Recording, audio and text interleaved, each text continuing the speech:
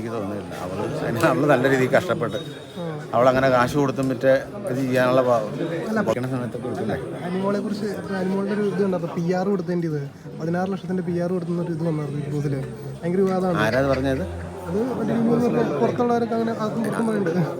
അതാരാ അതെല്ലാം അറിഞ്ഞിട്ടാണ് പറയണേ? അത് കറക്റ്റാണ് അങ്ങനെ പറഞ്ഞിട്ടുണ്ട്.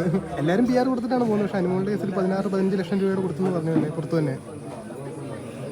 അതിന് അല്ല അതിനെക്കുറിച്ച് എന്ത് തോന്നുന്നു? PR വർക്ക് ആരെങ്കിലും ചെയ്യേണ്ടെന്ന് തോന്നുന്നുണ്ട് ബിഗ് ബോസിൽ? എനിക്കങ്ങ് അങ്ങനെ തോന്നിയിട്ടൊന്നുമില്ല. എൻ്റെ ആവശ്യമുണ്ടെന്ന് എനിക്ക് തോന്നുന്നില്ല.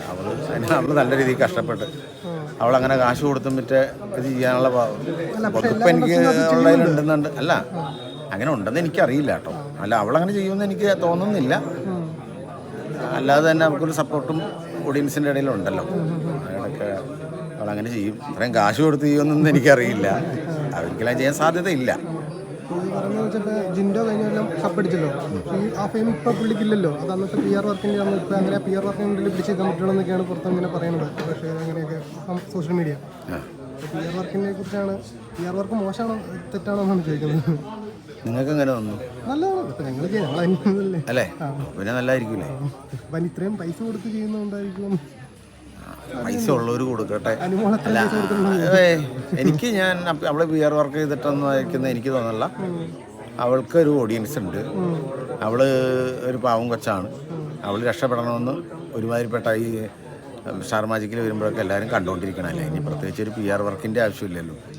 അവിടെ അവൾക്ക് നല്ല സപ്പോർട്ട് ഉണ്ടായിരുന്നു. അന്നും ഉണ്ടായിരുന്നു, ഇപ്പോഴും ഉണ്ട്.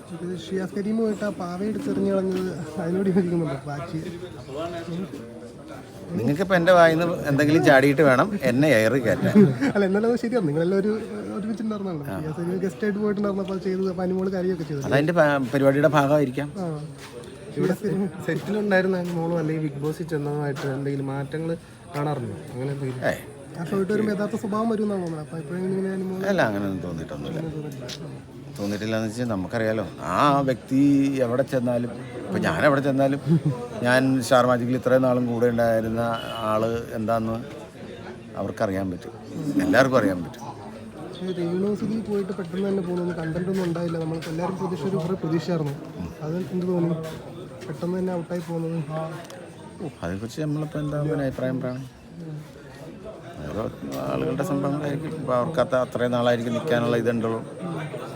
ചാനലായ ചിലപ്പോൾ അങ്ങനെ ആയിരിക്കും കണ്ടേക്കണേ. അവിടേക്ക് എത്താൻ പറ്റുക എന്ന് തന്നെ ഏറ്റവും വലിയ കാര്യം. ബിൻചേട്ടൻ്റെ അഭിപ്രായത്തിൽ ആര് കപ്പടിക്കുന്നു? ബിൻചേട്ടൻ്റെ ഫേവറേറ്റ് ആയിട്ട് അനുമോള്.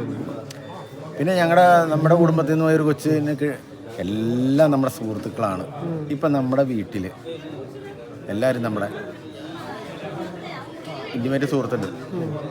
നമ്മുടെ അനിയനും ഒരു സ്ഥലത്ത് മത്സരിക്കാൻ പോവാം. നമ്മൾ അവന് കിട്ടട്ടെ എന്നല്ലേ പ്രാർത്ഥിക്കുള്ളൂ. മറ്റവർക്കൊന്നും കിട്ടരുതെന്ന് പ്രാർത്ഥിക്കില്ല. എങ്കിലും നമ്മൾ പ്രാർത്ഥിക്കണ അവർക്ക് കിട്ടാനല്ലേ നമ്മൾ പ്രാർത്ഥിക്കുള്ളൂ. അത് എപ്പോഴും അങ്ങനെ തന്നെ ഉണ്ടാവും. വേറെ ആരെങ്കിലും മത്സരങ്ങൾ നന്നായിട്ട് കളിക്കേണ്ടെന്ന് തോന്നുന്നുണ്ടോ?